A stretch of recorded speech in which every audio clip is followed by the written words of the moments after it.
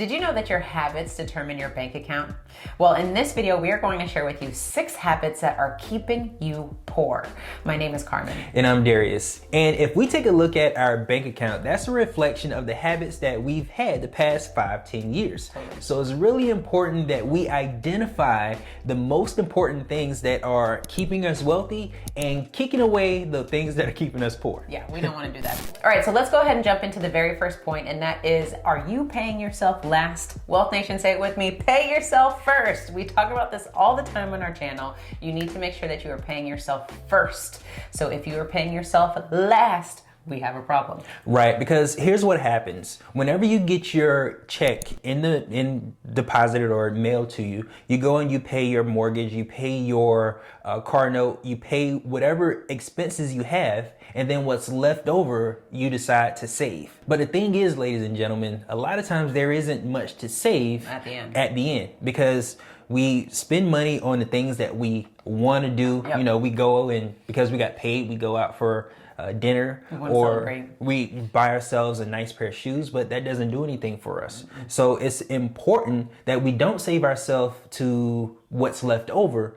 We pay ourselves first, and then we spend whatever is left over on our expenses. Mm-hmm. And the reason being is you create a habit out of this. Mm-hmm. And the habit is by paying yourself first, you know that everything that is left over is going to go towards your expenses. So to keep you from overextending yourself on your expenses because you've already paid yourself up front. Mm-hmm. Now, Darius and Carmen, how in the world am I going to pay myself first and make sure that all my bills are covered? Well, we have an answer for you. That is, you need to make sure that your finances are allocated appropriately. Mm-hmm. Did you know that there is only so much money that should be going towards housing? There's so much money that should be going in debt. There's so much money that should be going to childcare. You need to understand those ratios and being able to spread your funds appropriately to ensure that you're not overspending in certain categories. Because a lot of times what happens is people get a really nice house, and then they recognize I can afford this monthly payment, but they don't take into consideration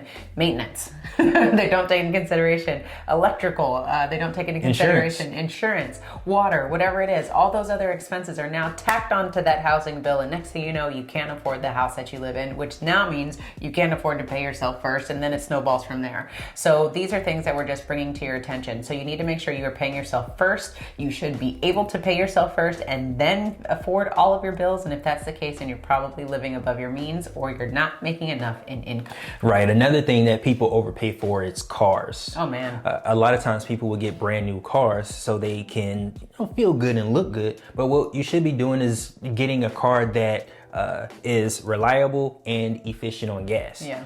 Because the most important thing is that we get from point A to point B. Mm-hmm. Now, whether we do it in style, mm-hmm. you should make some more money before doing that. Absolutely. Because cars are a depreciating asset, and there's no point in investing in an asset that depreciates. Mm-hmm. Now, the next thing that we want to talk about, point number 2, is who you're hanging around. We talk about this a lot, again, on the channel, but we want to come at this from a different angle. You could be suffering financially if you're hanging around friends who have a really expensive lifestyle. Now, and you're trying to keep up with them. That's the problem. Don't try to keep up with friends that have an expensive lifestyle because you don't know how much money they make or you don't what know they're their doing. pockets. You don't know their pockets. They could be struggling too. And it could be Instagram flexing. It could be. That is the thing. Now, one thing I want to clear this up because what we say all the time is hang around people who have the lifestyle that you want.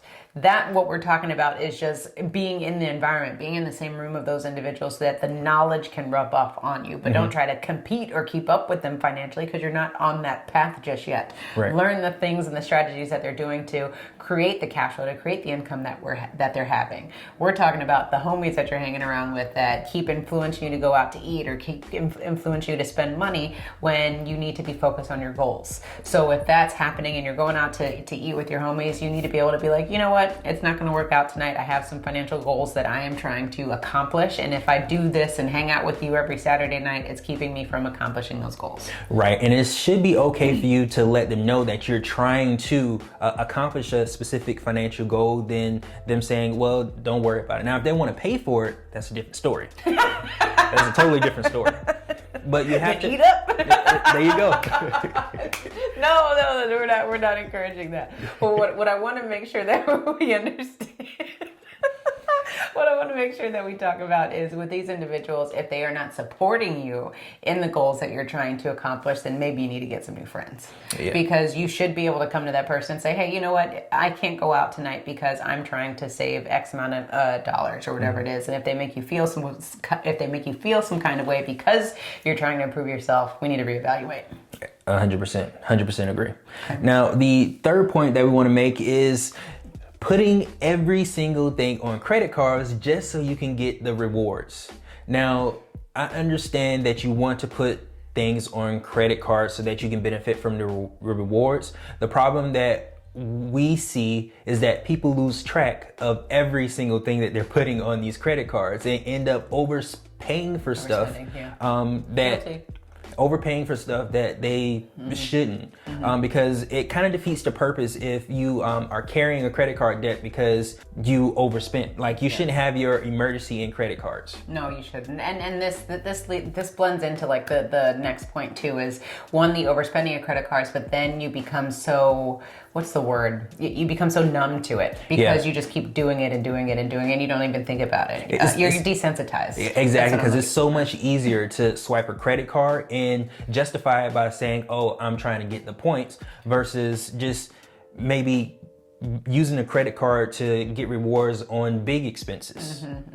Yeah, and again, we understand this one hurts us too, because we have totally used credit cards for points and continue to use credit cards for points.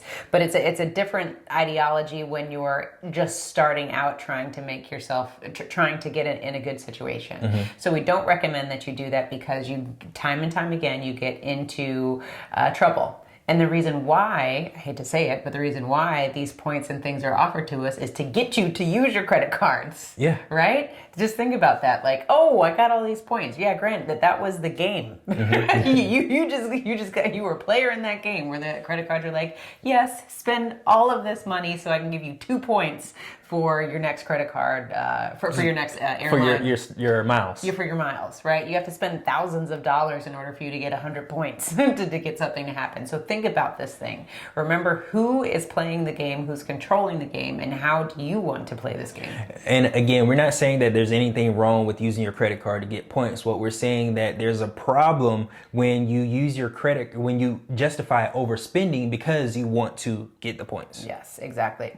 So now going into, and the next point that we were saying is you become desensitized to debt because you're just so used to spending and you're so dependent on this credit card. So we don't want that to happen as well. So we're merging those 2 points together. Just keep that in mind, because we know so many people are doing it because we've had the conversation. Right. And the way, again, that you overcome this is only using your credit card to get points on certain items, like on big items that you can just pay off immediately, instead of your everyday habits, like going to Starbucks or going to get lunch. Like, don't use your credit card for that. Use your credit card for something that costs maybe $200 or more that you already budgeted for, that you can pay off immediately. Yes, yeah, because if you use it for all those nickel and dime expenses, that's how we start to get in trouble. You go and look at the end of the month and realize that you have more of a debt than you do income. Exactly. That's how you really start to get in trouble. Now, the last point that we want to leave you with is talking about planning. It's just a little bit of planning, and it's making sure that you understand how to plan so that you don't end up overspending.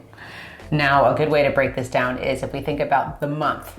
The next month, the first of the month, you need to understand what your income is and what your expenses are. And when we say your expenses, it should be detailed down to your mama's birthday and whoever else, whatever you got going on that month.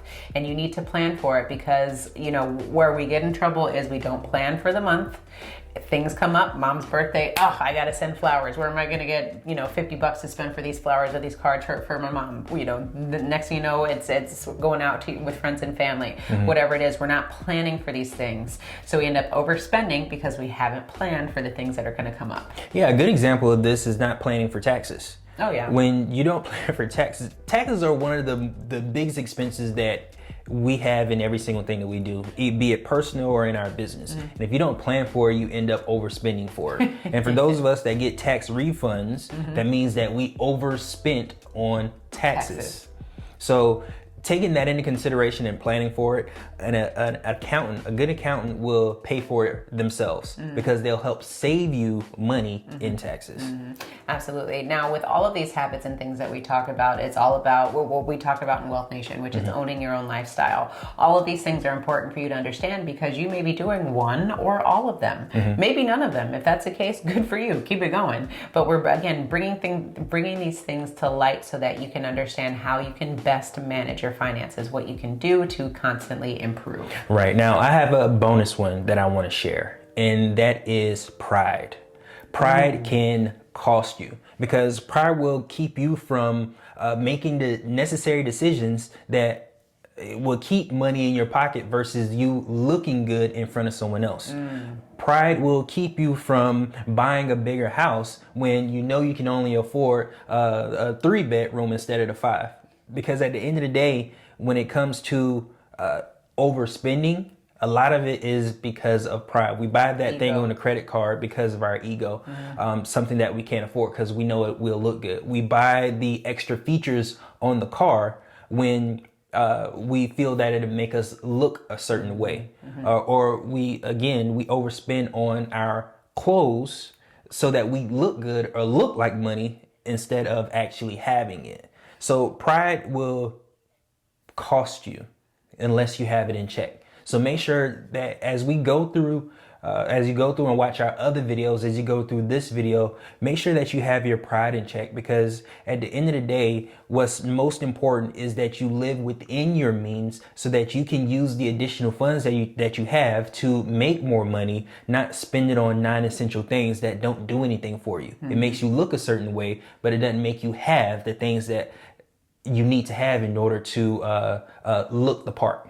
Absolutely. We should have led with that one. We could have just said ego and ended the video. Yeah, but we didn't. Because it's huge. The ego is the ego pride. That's all really driven around finances because we talked about it. But before on a previous video we did about emotions and how our emotions get caught up in spending and we lead with our heart instead of our head. Yeah, that's what people market to. They market to your ego because that's where the emotion lies, where you make those financial decisions that may not be in your best interest, but it's in the best interest for the person that you're giving your money to. Woo-wee, bars. All right, so if you all want to learn how to create your own banking system so that you can own your own lifestyle, then click on the link below so we can teach you how to finance your lifestyle and stop letting other people finance it for you. And also click on our next video so you can learn how this whole system works in the first place. And remember to own your own lifestyle. Or someone else will.